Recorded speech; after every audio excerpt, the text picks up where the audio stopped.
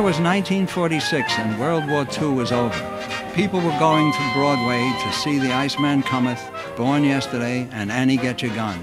The movie theaters were showing The Best Years of Our Lives, The Razor's Edge, and Brief Encounter. The popular composers were Ned Rorem, Samuel Barber, and John Cage. Jackson Pollock and Mark Rothko were igniting the art world, and Louise Nevelson and Chaim Gross were the sculptors of the day. Jackie Robinson starred for Montreal, and Ben Hogan was golf's top pro. The Dow Jones high was 212, a fact that held little interest in the midst of all this post-war hoopla for a community composed mainly of New York City school teachers whose starting salary was $2,200 a year. During the summer of 1946, Fourth Lakers were more concerned with trying to finance the purchase of a new raft and lights for the community roads. On August 26, 1946, an association was formed for the purpose of realizing these goals, and so was born the Fourth Lake Community Association. The first elected officers were Lewis Thomas, President, George Pulver, Vice President, and Jim Carr, Secretary-Treasurer. They were instructed to prepare a constitution, secure estimates on the cost of a new raft, and investigate the need for a warning siren, since our camps had no telephones then. Dues were set at $1 a year per camp. This money was used to buy lumber and other materials so that the men in the community could at least repair a hole in the raft, which was then anchored in the waters at what is now the state beach. To reduce the nighttime dangers, 27 members of the community contributed $7 each for the purchase of several lights along the highway. At the end of that season, a surprise event honored Lewis Thomas for his capable services as president. In his thank you note to the community, he said he hoped that this would be the first of many happy years together. But this was not to be. Tommy died suddenly in March of 1948 at the age of 42. The story of the Fourth Lake community as an informal entity dates back to 1915 with the arrival of Lily and Frank Ross. They built the house now owned by Doris and Irving Schlitt. It was Frank who persuaded Anton Bookbinder, Doris's father, to come up to this area, and in 1919 he bought the present Willig house. Through Anton came other families: Riesch, Coleman, Gottlieb, Blickstein, and Weiss. Jerry Coleman and Max Gottlieb were on the faculty of Junior High School 148 in Brooklyn, and so along came the Thomases and the Gadoffs in the early 1930s. The Carrs arrived in 1932. Abraham Boschik, Jay's grandfather, built the house on Gailey Hill in 1928, very modern looking for that time. At this point, it's worth pausing to hear about Fourth Lake from the memoirs of Hollis Todd, one of our past presidents. Hollis Todd Sr. bought 2 lots for $400 from Nate Pulver.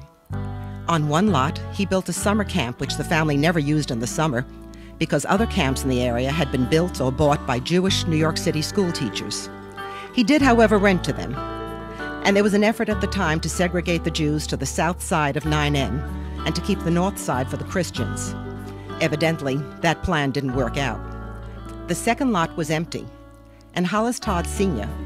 bought a squatter shack for a few dollars and paid $5 to move it to its present location. This is the house now owned by Helen Engelhardt.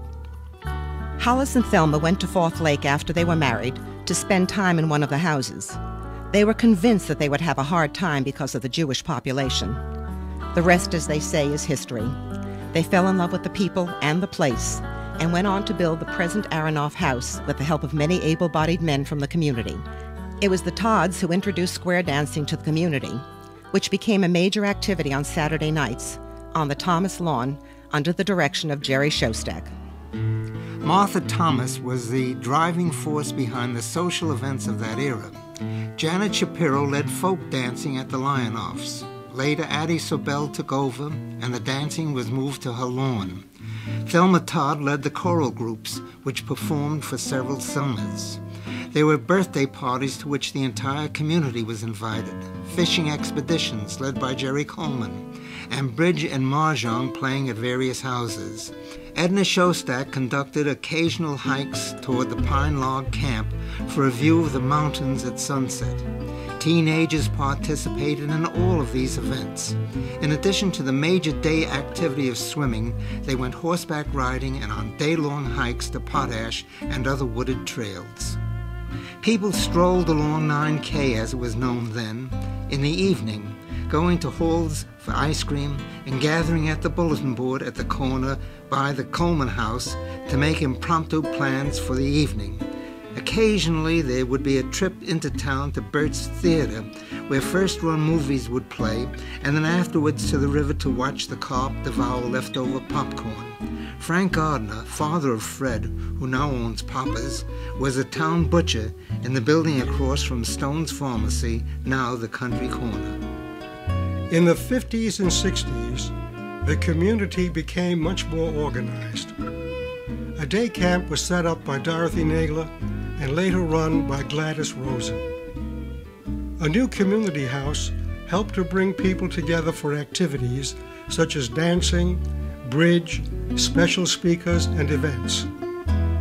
These programs have continued for over 25 years due to the commitment of time, talent, dedication, and intellect of many Fourth Lakers. The present community leans more toward loosely organized activities, but the spirit of the group remains, as large groups still come together to listen to our informal speakers, to hear music performed by our talented members, to join in the square and folk dancing, water ballets, mountain climbing, whitewater rafting, relaxed games of volleyball, and whatever else our community members can offer. What accounts for our annual migration to this community that has survived and thrived for over 80 years?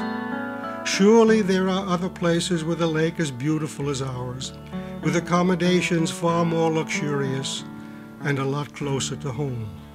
We're a well-traveled group, with members of our community having visited or lived in far reaches of the world.